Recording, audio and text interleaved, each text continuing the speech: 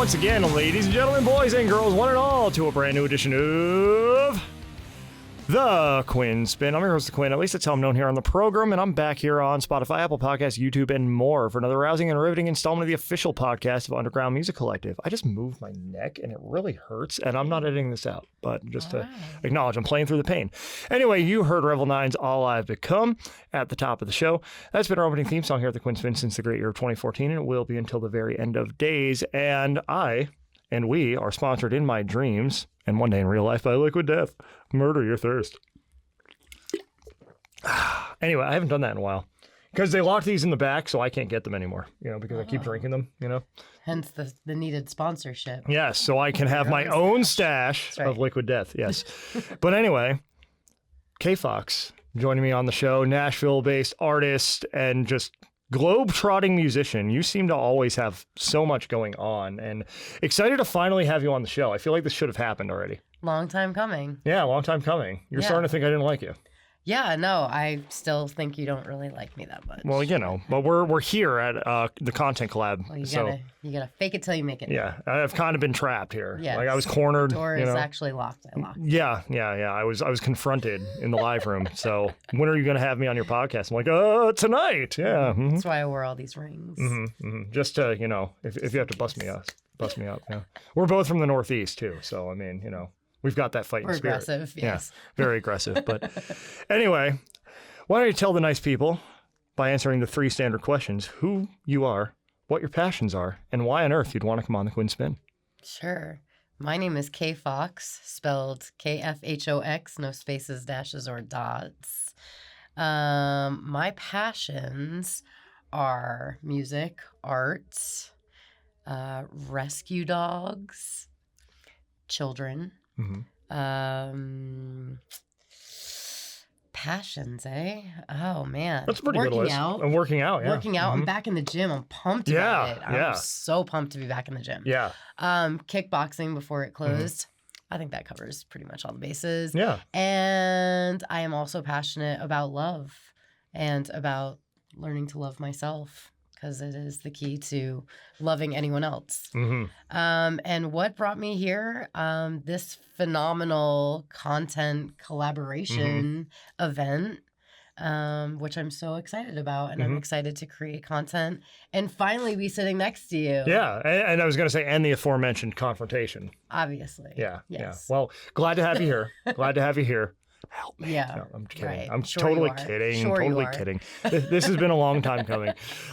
So you are so involved musically here in Nashville and beyond, voting Grammy member, but also you and Jonathan, of course, your fiance, are playing all the time, all over town. So take us through what your life looks like here musically and otherwise in Nashville. Sure.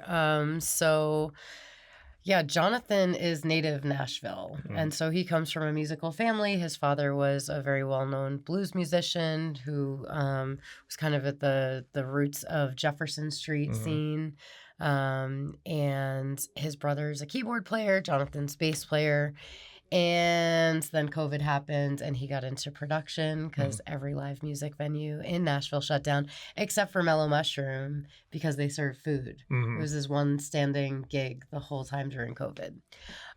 So I am out and about with him quite a bit. He's back out touring with some artists, and we have been working on our own music. We're working on putting a tour together with some of our friends. But Jonathan and I have a writing production team called Source Sounds, and I have a single coming out June 7th called Today that Jonathan produced. And yeah, musically my life it's a mixed bag. It's a mixed bag because I do a lot of songwriting. We're focused primarily on sync and licensing right now, and that's really where my focus has primarily been, just because I take care of my father, so I need to have the flexibility of my schedule. But I've been kind of putting my foot in the water, the proverbial, not liquid death, water. Why would you put your foot in it? It's delicious. This is for drinking. Okay, sorry, my bad. You said, why would you put your foot in it? It's for drinking. It's delicious. It's good. You Sponsor us. Yeah, work on it. Yeah. All right. But in the proverbial water of like not necessarily Broadway, but more so like Printer's Alley. And there's a new venue that just opened called Blueprint. Jonathan played the grand opening there with Macy Gray and Colby Calais. Oh wow. Yeah. So that literally just happened, and I sometimes guest host as the for the Mac Monday Jam for Corey Mac. I'm like the official. I call myself Corey Mac's understudy. But yeah, so it's a mixed bag. It's a mixed bag. And so you mentioned also having some family obligations as well. Many. And I think it's a very good lesson for people out there, especially creatives, like trying to keep your ambitions with real life in balance, you know, and having them function in concert with each other. Is there anything that you found, throughout your journey that has helped you keep everything in balance? I have a daily meditation practice that I have consistently done every single day since 2020. I started the work back around 2016, but thanks to COVID, I got really serious about my personal practice and made it daily. And now it has been daily for all of the days, like truly daily. Like if I do nothing else, I do my meditation practice. It saved my life. I have had some hospitalizations for suicide attempts. I've had some pretty arduous adventures with depression, chronic depression, suicidal ideations. My mother was manic depressive, and now my father has frontotemporal dementia. So I face mental health issues pretty much every single day between myself and my family. And I say all that to just say that, self-care is the number one thing in my life, because not only is it important for me, but now, like, I literally can't take care of my father unless I'm taking care of myself. So making sure that I am the absolute priority in my life, beyond my fiance, beyond even my father, beyond my dogs, like that I am making myself a priority and making my health a priority, my physical health, my mental health. It is the foundation to be able to do any of this stuff. Right. You know, it is literally, without that, none of this matters. You can't pour from an empty cup, as the saying goes. And we all need to, I think COVID too, in particular, was something that was a turning point for many of us, not just in the industry, but in general. I was having a conversation earlier with somebody where he left corporate America to go and start his own business and, eventually found this, gig working alongside people that he really loves. But it's that shift, it's that, that trip inward that we all had to take during COVID, whether we wanted to or not, that I think changed a lot of perspectives on, okay, what am I doing with my life? And do I want it to be this, or do I want it to be something else? Is there another direction that I feel compelled, have always felt called to go? And I think we all know what that is intrinsically for each of us. It's just when all the bells and whistles of pre-COVID life were going on, it was easy to get distracted. So what is one discovery about your passions that you've made over the past few years? I can honestly say that in the midst of all of the obstacles of my mom dying and taking care of my dad and all that stuff, and how easy it would be to put things aside to deal with life, how important music remains to me. It's just really shown me who I am. Like, it's not, because having done this now for 13 years, I just did an interview recently with someone whose show I did in New York City maybe 10 years ago. And he's like, you're one of the few artists that is still performing, still writing. That's real. Yeah. And because a lot of people just, it's not an easy journey. No, not at all. But if it's not something that you're doing and it's intrinsically part of who you are, it won't let you out, right? Like, you will find a way, you will make a way, or there will be, at least in my experience, there will be literally like an ache in your soul that will nag and nag until you take heed to the call. Absolutely. So I've just been diligent in answering the call, whatever that looks like for 13 years, truly, but even beyond that. I fought it for a long time too. So I know the other side of that and what life feels like if I'm not giving myself that. Right. And I think we've all either fought it and or have thought about giving up the ghost at one point or another. Yeah. I've definitely hit those points where it's like, all right, am I done? You know, and I've been doing this show, it'll be 11 years in August, you know, and it's like, I can't say, you know, it's been all smooth sailing. I mean, if you've listened or watched before, you already know this. I talk about it all the time. Like there have definitely been points where I've been like, I think I'm done, you know, but something pulls you back in. And like you get to a certain point too, where you can't imagine your life without the thing, at all. Right? Like what would that be, you know? And you know, for me, like last summer, I think I went through something like that too, where it was like, all right, am I going to move home? Am I going to stay in Nashville? Like what parts of this stay, what parts of this go? And ultimately, like, it just gets a hold on you after a while. And it's going to be part of your life. Like it just becomes ingrained, part of your DNA after a while. Once you've been on this journey, like you just have to keep going and see where it leads. And I think with that, once you fully embrace that, that's when the sweet stuff really starts to happen. Yeah. Yeah, I mean, it's definitely not been by any means like a bed of roses. And I haven't even really experienced what I feel like any pivotal point of like true success. Like I've had some incredible experiences. I've performed at amazing venues. I've met incredible artists. I've worked with great artists. I've gotten to write for artists now, which I love. But it's like I'm still chasing the rabbit, right? And I feel like that's part of it too, is to constantly be inspired by that. And not out of like lack or desperation, but more so like chasing the rabbit of inspiration. Like, wow, the best is yet to come. Wanting to uncover what's next. Yeah, exactly. Like having almost a beginner's mindset each time that you operate. And I really respect that about Jonathan. In that when he approaches gigs, he really has such reverence for it and he's inspired as if it's the first time. And that to me is like, wow, like that's because he's, you know, playing triples and playing for 12 hours straight. And to be able to still find that within is remarkable to me. Yeah. The triple shift is not for the faint of heart. Not for the faint of heart. I can't even imagine. It was 2 to 6, 6 to 10, 10 to 2 last Saturday. No breaks. Yeah. Going from one place to the next to the next. That's how it goes on Broadway and the surrounding areas. Like literally. You've got to get to your next gig. There are no breaks. Like you got to keep playing. So if this is not what you want to do, like this is not the place to do it.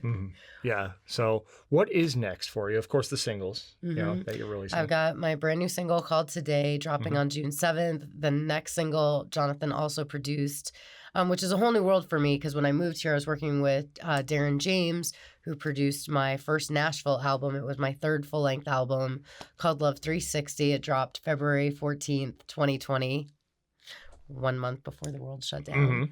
And so Jonathan has been producing a ton of music for me, with me. We've been working on stuff together. We just did our third Tiny Desk, which was super fun. And thank you for your contribution of helping me find a desk for it. Fun fact. Right here at home in storage. That was the day of the car accident. That was the day of the car accident. Thank you for distracting me. Yes, you're welcome. Yeah, that was clutch. That was my plan the whole time. Actually, my plan the whole time was to like book a studio that had a desk in it. But I got there and the guy was like, my girlfriend said it's a table, not a desk. I was like, oh no. And so the hunt was on. Yes. But we made it happen. So there's that. I am still waiting to hear. I submitted to perform for the Josie Awards, which take place at Grand Ole Opry in October. I was nominated last year. This year, I just submitted as a performer, so we shall see. Also looking forward to the NEMA Awards. We just submitted those ballots, so NEMA Awards are back. And like I said, we're working on creating a small tour with a group of our friends. So just really focused on that right now.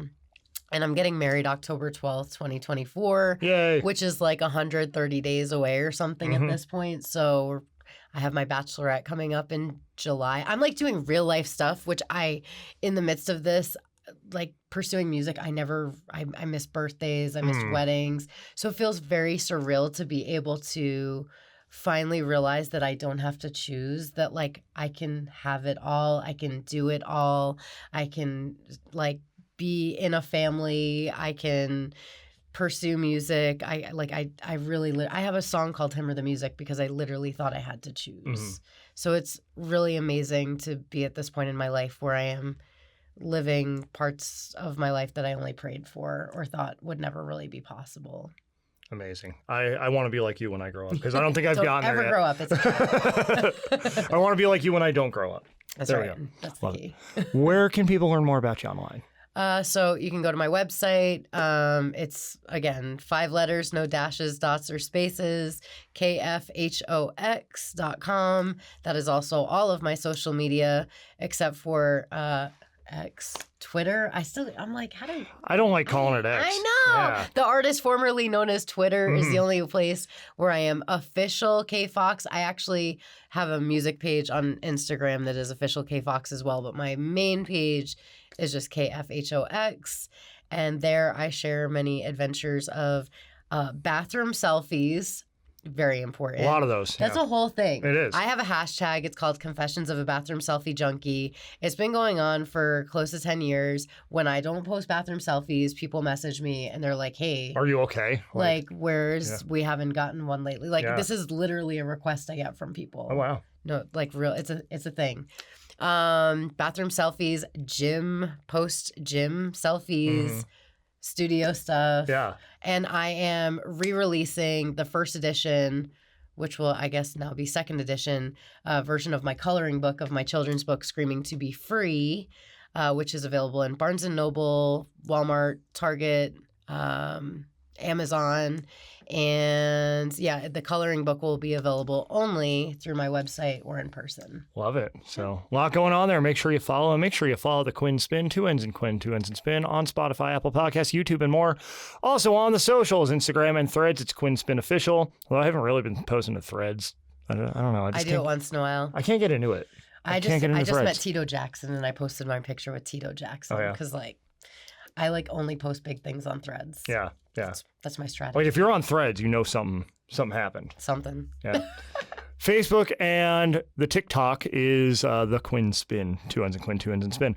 Underground Music Collective. That's not the domain. It's UMCNashville.com is the central hub for all things independent music, creativity, community, verbal typos, and more. Also, UMC Nashville taking to most of the socials except Facebook because it's UMC Worldwide because I did the stupid rebrand last fall. And then when I tried to get the real name back, it was gone. It was taken by the United Methodist Church. Also at Nash Live shows. Yeah, UMC. As a matter of fact, okay, before I really close the episode, there was like an anti-United Methodist Church page on Twitter.